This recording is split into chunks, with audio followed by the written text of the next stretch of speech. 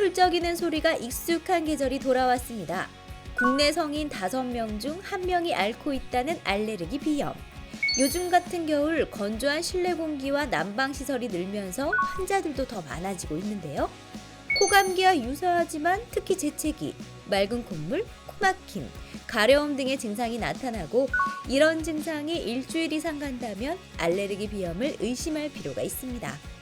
특히 유발 물질에 계속 노출되는 이상 만성 질환이 될 경우가 많은데요. 가장 기본적인 유발 물질 회피 요법부터 다양한 약물, 면역 치료 등 삶의 질을 떨어뜨리는 알레르기 비염에서 벗어나는 방법을 알아봅니다. TBC 클리닉 건강 365 오늘의 주치 이비인후과 정승곤 교수님과 함께하겠습니다. 안녕하십니까? 안녕하세요. 대구 동산병원 이비인후과 교수 정승곤입니다. 네. 대부분 비염하면 알레르기 비염을 딱 떠올리잖아요. 그리고 제 주변에만 봐도 비염 환자들 굉장히 많고 저도 좀 있는 것 같더라고요. 네. 스튜디오 오니까 예. 다들 훌쩍거리고 바로 제가 큰 도움이 될 것 같습니다. 예, 오늘 열심히 들어보도록 하겠습니다. 근데 이 알레르기 비염을 우리가 한 단어처럼 쓰고 있어요. 이게 어떤 질환인가요? 알레르기란 정상에서 벗어난 과민 반응을 의미합니다. 어떤 물질에 노출이 되었을 때 정상인에게서는 증상이 유발되지 않지만 환자에게는 과민 반응으로 여러 증상이 나타나게 되는데 이러한 알레르기 반응이 코에 나타나는 것을 알레르기 비염이라고 합니다. 아토피성 피부염, 기관지 천식, 알레르기 비염을 3대 알레르기 질환이라고 하고 어린 나이부터 순차적으로 발생하기 때문에 이러한 일련의 발병을 알레르기 행진이라고 하는데 비염을 앓고 있는 환자의 50-60% 정도가 알레르기 비염으로 진단되기 때문에 흔히 사람들이 비염이라 하면 알레르기 비염을 먼저 떠올리는 것 같습니다. 네. 그래서 그런지 주변에 보면은 진단을 굉장히 잘 내는 분들이 있어요. 제가 뭐 훌쩍하거나 재채기 하잖아요. 철원이 너 알레르기 비염이다. 병원 한번 가봐라. 맞잖아요. 맞아요. 사실 맞기도 한데 그렇게 말씀하시는 멀쩡한 분이 오히려 병원에 갔다가 알레르기 비염 진단을 받는 경우도 생각보다 꽤 있더라고요. 이건 왜 그런 거예요? 그럴 수가 있어요? 실제로 진료를 보다 보면 감기가 걸려서 환자들이 많은데 또 감기가 걸려서 환자한테 알러지 비염이 있다라고 얘기하면 보통 자기는 알러지가 없다고 엄청 손살에 치면서 아니라고 거부하시는 분들이 있는데 생각해보면 남들보다 감기를 하는 횟수가 많다. 아니면 혹은 1년 내내 감기를 달고 산다 본인이 그렇다고 하면 이는 대부분 감기보다는 오히려 알러지 비염이나 비중격 만곡증 또는 재발성 부비동염의 문제를 가지고 계시는 분들이 훨씬 많습니다. 또 반대로 이비인후과를 찾아온 많은 환자들이 아까 선생님처럼 스스로 알레르기 비염이라고 진단을 하고 오시는 분들이 많아요. 그래요? 네, 이들 중에 한 50-60% 정도만 알레르기 비염으로 진단되고 나머지는 비알레르기성 비염 또는 만성 부비동염 같은 다른 부비동 질환으로 진단이 됩니다. 이는 알레르기 비염이 다른 부비동 질환과 증상이 겹치기 때문인데 증상은 비슷하지만 치료 방법이 다르므로 그 진료 및 검사를 통해서 정확히 진단하고 치료해야 합니다. 사실 알레르기를 일으키는 주범이라고 하면 우리가 대표적으로 떠올리는 게 꽃가루잖아요. 그럼요. 근데 저도 이제 병원에서 알레르기 검사를 해봤더니 저는 또 진먼지 진드기 알레르기가 있다고 하던데 뭐 이외에도 또 알레르기를 일으키는 물질 어떤 게 있을까요? 이제 알레르겐이라고 불리는 알레르기 유발 물질이 있는데 이게 일상에 널리 노출돼 있습니다. 그래서 아까 말씀하신 꽃가루뿐만 아니라 곰팡이, 애완동물의 타액, 진먼지 등이 이제 대표적인 알레르겐인데 알레르기 유발 물질은 이제 시기에 따라서 통년성과 계절성 그리고 장소에 따라 실내와 실외로 구분되어집니다. 계절을 가리지 않고 1년 내내 알레르기 환자를 괴롭히는 실내 알레르기의 대표적인 원인 물질이 이제 진먼지 찐드기. 이게 대한민국의 가장 흔한 알레르기 유발 요인입니다. 그래서 집안 곳곳에 자연스럽게 쌓이는 먼지 속에 있고 미세한 생물이기 때문에 베개, 침대 매트리스 그리고 이불 및 카펫천에 서식을 합니다. 그래서 집에서 자고 자연스럽게 또 소파에 앉았다 일어나면서 자연스럽게 노출이 많이 되고 있습니다. 그리고 앞서 말씀해 주셨던 꽃가루 같은 실외 알레르겐은 계절성 알레르기의 원인이 될 수 있는데 꽃가루는 우리나라에서 진먼지 진드기 다음으로 흔한 알레르기 원인 물질이고 통년성 알레르기와는 다르게 유행하는 시기 그리고 그 지역만 조심하면 되기 때문에 진먼지 진드기와 같은 통년성 알레르기와는 다르게 꽃가루 알레르기를 예방하거나 치료하기 위해서는 원인이 되는 내 알레르기를 정확히 파악하는 것이 큰 도움이 되고 또 이 밖에도 집안에서 키우는 반려동물의 털이나 비듬 그리고 습하고 환기가 잘 되지 않아서 생기는 집안 내 곰팡이들도 알레르기를 유발하는 물질입니다. 그리고 요즘 같이 추울 때는 환기를 잘 안 시키게 되는데 네. 이러면 집안의 알레르기 농도가 증가하기 때문에 겨울철에서 집에 알레르기 증상이 더 심하게 나타나는 경우가 많습니다. 쉽게 얘기하면은 결국 알레르기 비염이라는 것은 내 코로 내가 감작되어 있는 알레르기 물질이 안 들어오게 하는 게 키포인트고 네. 정확히 내가 어떤 알러지가 있는지를 파악해서 그것을 피할 수 있으면 그게 치료의 첫걸음이자 최고의 치료라고 할 수 있습니다. 네, 알레르기 피할 수 있으면 피해라 이렇게 말씀해 주셨는데 주변에 보면은요, 이 부모님이 알레르기가 있으면 아이들도 알레르기 증상 갖고 있는데 이게 그렇다면 실제로 유전의 영향이 크단 말인가요? 네, 그 알레르기 비염은 알레르기 천식과 함께 유전적 요인과 환경적 요인이 합쳐져서 생기는 대표적인 알레르기 질환입니다. 부모로부터 물려받은 알레르기 체질과 주위의 유발 요소들이 이제 상호작용을 일으켜서 나타나게 되는데 부모 중에 한쪽에 알러지가 있을 때 자녀에게 알레르기 질환이 나타날 확률은 50% 정도고 양쪽 부모가 알레르기 질환을 가지고 있다면 확률은 75%로 증가합니다. 그 알레르기 질환은 이렇듯 유전하는 경향이 큰 질환이고 알레르기 환자가 있는 집안에서 태어난 유아에 있어서는 그 10년간이 가장 위험도가 높은 시기입니다. 환자의 75% 정도가 25세 이전에 증상이 시작되는 것으로 볼 때 그 항원에 대한 감작은 소화기에 일어날 것으로 이제 추정이 되고 따라서 소화기 때 항원에 대한 노출을 피하는 것이 알레르기가 발현되지 않게 하는데 매우 중요한 의미를 가집니다. 근데 방금 뭐 설명하실 때 항원에 대한 그 감작이라고 하셨잖아요. 네. 저 감작 놀랐어요. 감작이 뭐죠? 깜짝보다 덜 놀란 게 이제 감작. 감작 놀랐나? 아유 감작이야. 좀 감작 죄송합니다. 당황했습니다. 쉽게 좀 설명해 주세요. 이게 저희가 뭐예요? 알 수 있도록. 감작이라는 거는 이제 알러지 반응을 나타내게 되는데 내가 처음에는 이 알러지에 대해서 그 감작되지 않았을 때는 반응이 없다가 알러지 요인이 있는 사람이 지속적으로 항원에 노출이 되면 여기에 자꾸 반응을 하게 되는데 그걸 이제 감작이라고 합니다. 정상인에서는 없고 알러지 요인을 가지고 있는 사람한테 이제 감작이 이루어지는 거죠. 그러니까 감각을 어떻게 자각한다 뭐 이런 뜻인가요? 그렇죠. 그 항원에 대한 내가 반응이 예민해진다는 걸 감작이라고 합니다. 네. 오, 그러면 조금 전에 왜 25살 이전에 보통 알레르기 비염이 증상이 나온다고 하셨잖아요. 그렇죠. 그러면 30살 넘어서 이게 원래는 가지고 있다가 갑자기 이렇게 또 비염이 나타날 수도 있나요?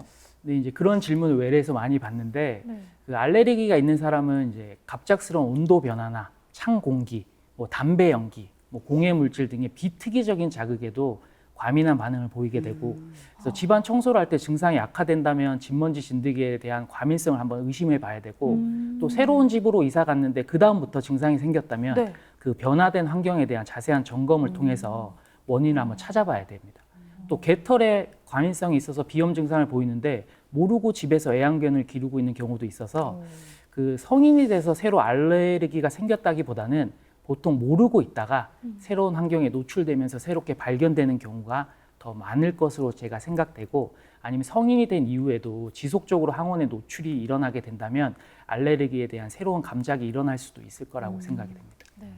근데 사실 알레르기 비염 같은 경우는 주변에 워낙 많아서 증상이 어떤 건지 대충 이제 맞출 수 있을 것 같습니다. 뭐 재채기라던가 콧물이라던가 뭐 코막힘 등등이 있을 것 같은데 이거 외에도 또 어떤 증상들이 있을까요? 보통 다 자가 진단을 하고 오시기 때문에 근데 이제 알레르기 비염으로 이제 진단할 수 있는 이제 4대 증상이 있습니다.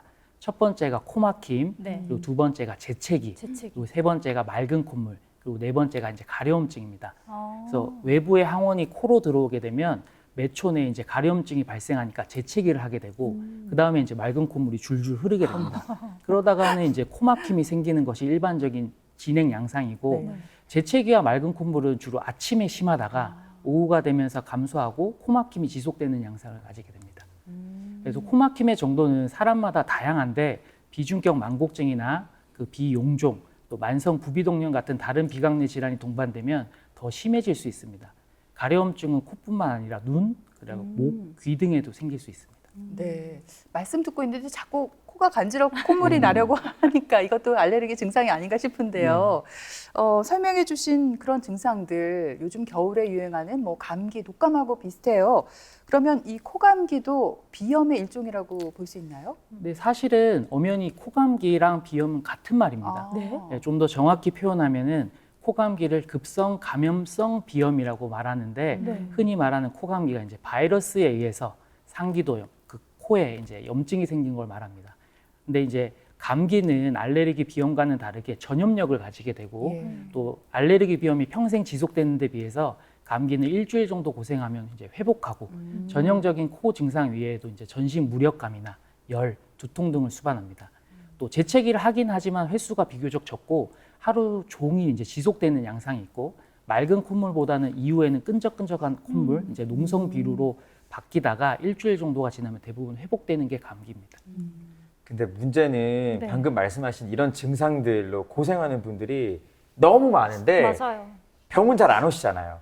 그러다가 그렇죠. 힘들 때 병원 오시는 환자들을 보면 교수님 입장에서는 어떤 생각을 하실까 궁금해요. 저는 좀 답답하죠. 이게 왜냐하면 이제 환자분들의 기본적인 인식이 비염은 이제 낫는 병이 아니고 관리를 하는 병인데 네. 많은 분들이 그런 생각을 못하고 병원에 가서 이제 한두 번 치료해보고 안 되니까 나는 안 되는가 보다라고 생각하는 분도 많고 또 한 가지는 비염약이 독하다 뭐 이런 속설들 그래서 병원에 가서 치료해도 잘 낫지 않는데 자꾸 뭐 약을 먹자니까 독하고 걱정도 되기도 해서 포기하고 지내는 분들이 좀 많은 것 같아요.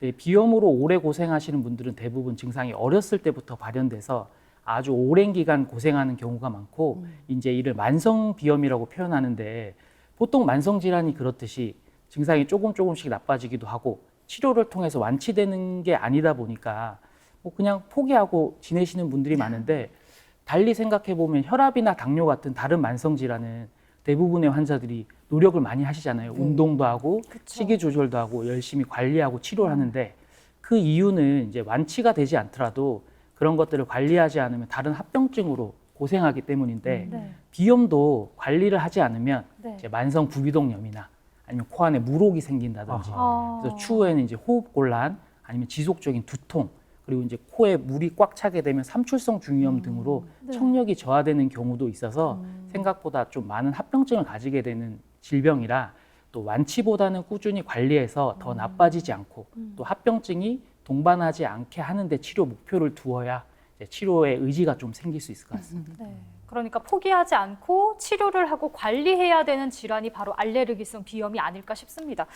이제 제대로 치료를 하려면 올바른 진단부터 해야 될 것 같은데 여러 가지 검사가 있겠지만 또 신기한 게 눈 밑을 보면은 이걸 또 알 수 있다고요? 뭐 실제로 이비인후과 의사들이 많은 비염 환자들을 대하다 보니까 진료실에 들어와서 목소리만 들어봐도 아니면 또 속된 말로 이제 관상만 봐도 이분이 비염이 있구나, 코가 안 좋구나를 좀 이제 대충은 예감을 하고 진료를 보게 되는데 그 말씀하신 것처럼 다크서클도 하나의 알레르기 질환을 알 수 있는 단서가 됩니다. 그 다크서클이 있는 분들 중에 알레르기 비염이 있으면 비각 내 우열이 심해져서 코 주변에 혈액이 모이다 보니까 다른 주변으로 혈액이 가지 않으면 이제 눈밑이 펄해지는 경우가 있어요. 그래서 그 다크서클이 심한데 비염 증상도 있다. 그러면 이제 한번 의심을 한번 해봐야 될 것 같아요. 제 옆에 있는 사람이 살짝 의심이 지금 되는 것 같아요. 약간 좀 눈밑이 거무튀튀한 게 진료실에 한번 방문을 예, 하시면 빨리 가야 될 것 같습니다. 이게 비염으로 인해서 그럴 수 있구나. 그리고 그 밖에도 외관적으로 알레르기 비염 환자들은 코가 간질간질하다 보니까 코를 계속 문지르고 자꾸 문지르다 보니까 코에 가로주름이 생기는 경우가 있고 또 코로 숨을 못 쉬니까 자꾸 입을 벌리고 숨을 쉬니까 그쵸. 어렸을 때부터 입을 벌리고 숨을 쉬게 되면 아래턱이 발달이 되지 않거나 부정교합이 생기거나 안면 발육이 이상이 생기면 이제 그 얼굴이 좀 길어지거나 턱이 발달하지 못하는 아데노이드형 얼굴이 만들어질 수 있어서 이제 얼굴을 보면 약간 아이고 고생을 많이 했구나 어렸을 때 치료를 좀 열심히 해줬으면 좋았을 텐데 하는 좀 안타까움이 드는 환자들도 좀 많습니다. 와, 우리 선생님이 이제 환자 들어오는 관상만 딱 봐도 이 환자 몇 년째 앓고 있다. 알레르기 비염 심하다. 이걸 아시는군요. 신기합니다. 저희 중에는 우리 김천원 씨가 그래도 환자에 가깝다. 그래도 분장이 잘 돼 있어서 맞아요. 감사합니다. 네. 메이크업으로 그렇군요. 한번 메꿔봤습니다. 예. 어쨌든 우리가 병원에 가면 뭐 정확한 검사를 받아야 되잖아요. 이렇게 의심되는 환자에게는 어떤 검사를 하게 하나요? 알레르기 비염의 이제 확진 검사는 이제 관상이 아니라 피부 반응 검사입니다. 알레르기를 흔하게 일으키는 진먼지 찐득이나 꽃가루 이제 이런 것들을 팔이나 등에 도포를 해서 바늘 같은 걸로 이제 자극을 해봤을 때 그 반응 정도를 통해서 이제 확진하게 되는데 최근에는 이런 침수적인 방법 말고 알러지 마스터 검사라고 해서 피 검사만으로 우리나라에 흔히 알러지라고 알려져 있는 60종 이상에 대한 알러지의 유무에 대해서 손쉽게 알 수 있는 방법이 있어서 그게 흔하게 쓰이고 있습니다. 그리고 기본적으로는 이제 이비인후과 외래에 방문하시게 되면 비내시경을 통해서 코 안의 하비각계의 우렬이나 비우, 콧물 양상 등으로 알레르기 비염인지 비알레르기성 비염인지를 감별해야 되고 추가적으로는 비중격 만곡증이나 비강내 용종을 동반한 만성 부비동 질환을 또 감별해 봐야지 정확한 치료를 할 수 있습니다. 치료에 대한 이야기를 해주셨으니까 알레르기라는 것도 결국은 정리를 하자면은 원인 물질이 확실하게 있는 질환이니까 그쵸. 원인 물질을 최대한 피하는 게 가장 좋은 방법 아닐까요? 그게 정답입니다. 말씀대로 알레르기 비염이라는 게 알레르기를 일으키는 물질이 내 코 점막을 통해서 과민 반응을 일으키는 질병이다 보니까 안 들어오면 제일 좋은 겁니다. 그래서 검사를 통해서 내 항원이 정확히 확인된 경우에는 그 항원을 피하려고 하는 노력이 가장 최고의 치료고 이제 이거를 회피요법이라고 하는데 뭐 대표적인 진먼지 찐드기 같은 경우에는 가정의 커튼이나 소파, 천으로 이루어진 모든 부분에서 서식을 하기 때문에 진드기가 통과하지 못하는 커버나 이런 천 사용률을 좀 줄이고 또 55도, 60도 이상의 뜨거운 물에는 진먼지 찐드기가 박멸을 할 수 있기 때문에 뜨거운 물로 침구류를 자주 세척하고 또 이제 25도에서 28도, 습도가 80도 이상일 때 진먼지 찐드기가 번식을 잘하기 때문에 좀 습도를 낮추고 온도를 좀 낮춰주는 게 번식을 억제하는 효과도 있고 또 청소기를 쓸 때도 헤파 필터라는 진먼지 찐드기용 청소기가 있거든요. 그래요? 또 그런 것들을 이용해서 이제 노력을 많이 해줘야 되는데 현실적으로 어려운 부분이 많고 이제 일을 다 한다고 해도 완벽하게 진먼지 찐드기를 차단할 수 있는 게 아니기 때문에 그냥 가장 간단하게는 온 집안을 청소하는 것보다는 내 코 하나 씻어주는 게 가장 효율적이고 효과적이기 와, 때문에 훨씬 빠르겠네요. 그렇죠. 알레르기 비염 환자들 특히 진먼지 찐드기로 인한 알러지 비염 환자들은 코 세척에 좀 더 신경을 써주면 또 효과를 많이 볼 수 있을 것 같습니다. 그럼 집을 나가야 될 것 같아요. 네. 그 집 밖에도 이렇게 소파, 그렇죠. 카페트 이런 등에 게 다 있을 수 있기 있을 때문에 데가 없군요. 네. 그렇죠. 네. 네. 그래서 코 세척을 이제 습관화하는 게 도움이 되고 또 나무풀 꽃가루 알러지 환자들은 그 유행하는 지역이나 지역만 조심하면 되기 때문에 그 계절에 맞춰서 마스크 착용을 하고 또 그 계절에만 이제 코 세척을 좀 신경 써주면 되고 그 시기가 오기 한 2주 전부터 우리 비강내 스테로이드 스프레이라고 해서 이제 뿌려주기 시작하면 어느 정도 농도가 쌓이면 그 계절이 왔을 때 좀 더 수월하게 그 계절을 좀 지낼 수 있는 방법이 되니까 내 알러지를 파악해서 그 유행 시기에 맞춰서 좀 관리를 해주시면 좋습니다.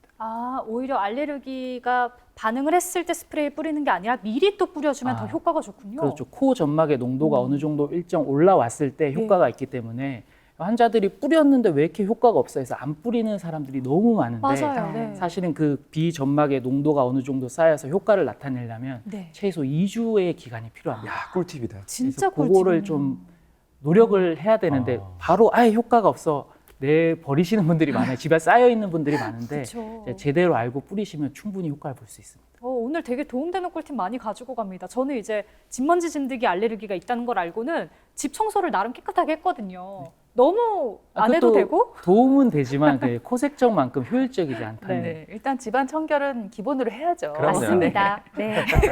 아니 이제 방금 또 말씀을 해주셨지만 이제 비염 환자들 보면 약물 치료가 가장 일반적이잖아요. 이제 먹는 약도 있고 또 뿌리는 스프레이도 있고 그 워낙 그 다양하게 쓰임새가 환자들 상태에 맞춰서 다양할 것 같아요. 그 알레르기 비염의 치료가 이제 아까 말씀드린 회피요법이 가장 완벽하긴 한데 제약이 너무 심하기 때문에 완치를 위하기보다는 이제 증상을 조절하는 방법으로 이제 약물 치료가 주된 치료가 되고 약물 치료는 이제 흔히 알고 있는 지르텍, 코싹, 뭐 알레그라 같이 항히스타민제, 점액 용해제, 혈관 수축제, 뭐 스테로이드 제제 등의 이제 먹는 약도 있고 오트리빈이라고 흔히 알고 있는 이제 뿌리는 비충혈 제거제나 스테로이드 성분의 분무제 같은 스프레이 약 등이 이제 되게 많은데 약물마다 효과도 다르고 부작용도 좀 있어서 정확히 알고 사용을 해야 됩니다. 항히스타민제는 콧물이나 재채기에는 효과가 있는데 장기간 사용하면 입마름이나 배뇨 장애가 좀 생길 수가 있고 혈관 수축제는 코 막힘에는 효과가 탁월하긴 하나 장기간 처방하기 힘든 점이 있습니다. 그리고 경구 스테로이드제는 이제 만병통치약이니까 모든 비염에 효과가 있지만 속이 좀 많이 쓰린 위장 장애가 있고 혈당이 올라가는 등의 부작용이 있어서 당뇨 환자들에게서는 좀 조심하게 좀 사용을 해야 되고 스테로이드 분무제 아까 말씀드렸던 네. 것들은 알레르기 비염에만 효과가 있기 때문에 비알레르기성 비염에는 효과가 없어요. 그런데도 뿌리는 사람들 보면 좀 안타깝긴 한데 그렇게 정확히 진단을 해서 사용을 해야 되고, 오트리빈 같은 혈관 수축제는 일시적으로 코막힘을 해소하는 데는 아주 효과가 탁월한데 장기간 사용하게 되면 오히려 약물 유발성 비염이 유발됩니다. 근데 또 이러한 오트리빈 같은 약물은 처방전 없이 약국에서 쉽게 구입할 수 있어서 오남용이 좀 쉽기도 하고, 그래서 이제 전문의에서 올바른 진단을 받고 나서 올바른 사용법 그리고 올바른 횟수를 가지고 좀 사용해야 될 것 같습니다.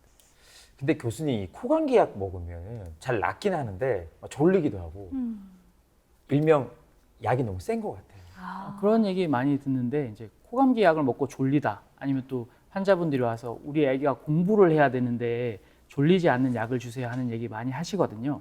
근데 실제로 예전의 비염약들은 뇌혈관 장벽을 통과하는 물질로 이루어진 약제라서 먹고 나면 졸리는 진정작용이 심했는데 그건 이제 이미 옛날 얘기가 돼서 지금은 이제 2세대, 3세대 항히스타민제들이 개발되어 있어서 뭐 조종사들도 비염약을 먹고 비행할 수 있는 예, 뭐 개발사의 주장이긴 하지만 그래서 여튼 비염약이 독해서 못 먹는다는 건 이제 좀 통용되지 않는 옛날 얘기인 것 같습니다. 네, 그래요.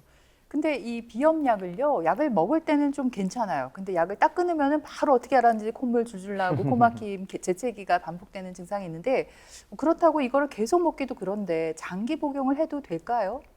그 알러지 비염이 어차피 완치가 되는 질환이 아닙니다. 네. 그래서 약물의 반응에 약을 먹고 효과가 있다라고 하면 그냥 감사히 여기고 그때 약을 잘 챙겨 먹는 것이 치료의 원칙이고, 비염약이 따로 내성이 생기는 게 아니기 때문에 증상에 맞게 적절히 그때마다 약을 먹는 게 좋긴 하나, 세상의 모든 약 중에 오래 먹어서 좋은 약은 없습니다. 왜냐하면 간이나 신장에 부담이 되기 때문에 약 복용을 최소화하고 만성으로 이행되는 걸 막아준 가장 효과적인 치료는 아까 제가 말씀드렸듯이 알러지 비염이 맞다는 가정하에서는 코세척, 그리고 아까 말씀드렸던 국소 스테로이드 분무제, 그걸로 이제 유지를 하는 것들이 가장 정답이라고 할 수 있습니다. 네.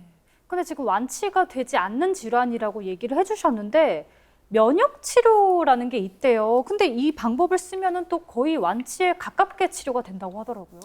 그 면역요법은 항원에 반복적으로 노출을 해서 면역 관용이라는 걸 유도해서 알레르기를 치료하는 건데, 네. 그 알레르기 비염을 치료할 수 있는, 완치할 수 있는 유일한 방법입니다. 근데 알레르기를 일으키는 원인 물질을 극소량부터 시작해서 조금씩 양을 늘려서 투여량을 증가시켜서 과민 반응을 이제 줄이는 건데, 뭐 사실은 그 지금까지 완치에 가깝게 탈감작을 할 수 있는 항원이 그 진먼지 찐득이에 좀 국한되어 있어서 이걸로 그 완치, 모든 알러지 환자들을 완치에 가깝게 치료한다는 건 좀 한계가 있는 것 같습니다.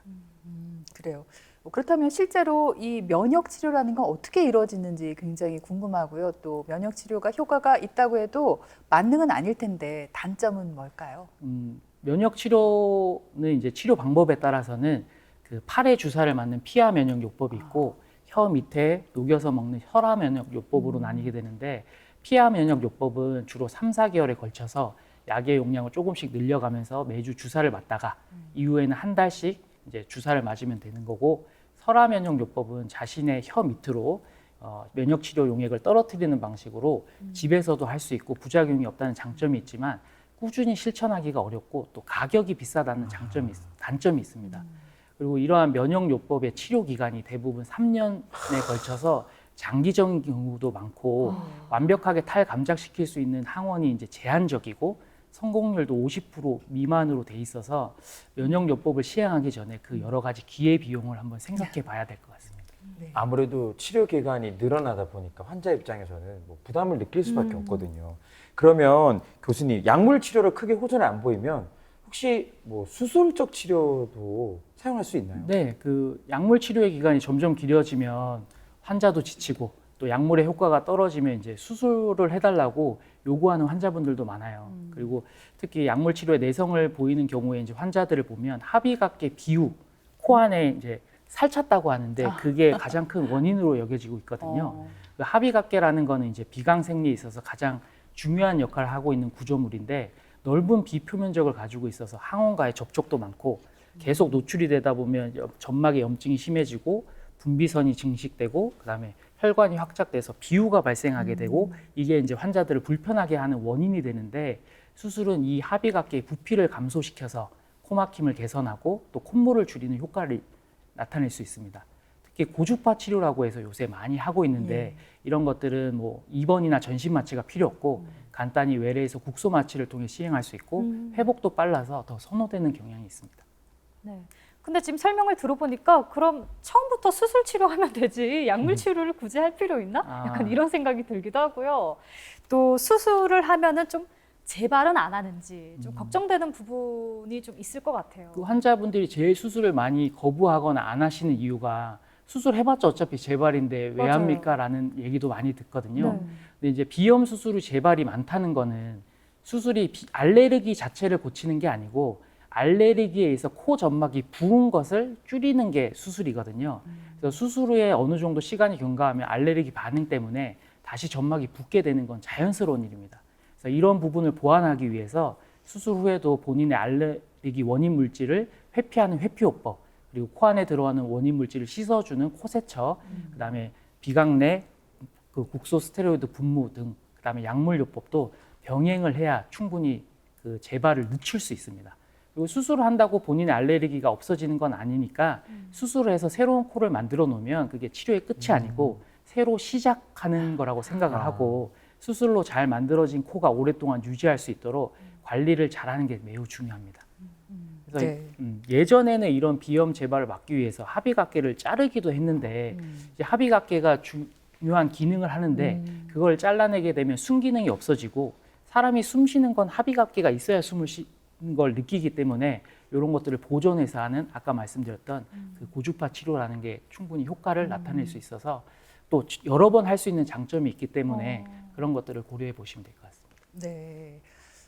어떻게 생각하면 이 알레르기 비염을 오래 알아온 분들은요, 시원하게 숨을 쉬어본 기억이 잘 없잖아요. 그래서 그렇죠. 불편함을 모르고 지내지 않나 그런 생각도 드는데, 이제 치료를 받고 나서 코가 뻥 뚫리게 되면 아마 신세계를 경험하게 되지 않을까요? 그렇겠죠. 예.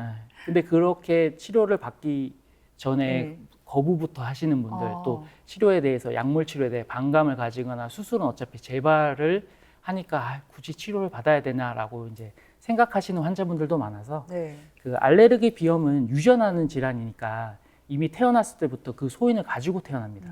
그래서 걸리지 않게 하는 것이 아니라 증상이 나타나지 않게 하는 게 중요하거든요. 그래서 원인이 되는 항원을 찾아서 노출을 피하는 거에 가장 좋은 예방법이고 완치되는 병은 아니지만 관리를 통해서 완치에 가깝게 병을 조절할 수 있고 아까 말씀드렸던 수술적 치료로도 많은 도움을 받을 수 있는 병이니까 뭐 어차피 낫지 않는 병, 치료해도 똑같은 병이라 생각하지 마시고 가까운 이비인후과를 찾아서 정확히 진단받고 치료받아서 남들만큼 숨쉬고 편안히 호흡하면서 사실 수 있길 바라봅니다. 그래요. 조금만 더 관심을 갖고 치료하면 우리도 속 시원하게 또 시원한 그 숨결을 느끼면서 살 수 있겠죠, 교수님. 제 생각이 그렇습니다. 예, 그래요. 지금까지 도움 말씀에 이비인후과 정승곤 교수님께서 수고해 주셨습니다. 오늘 말씀 잘 들었습니다. 고맙습니다. 고맙습니다.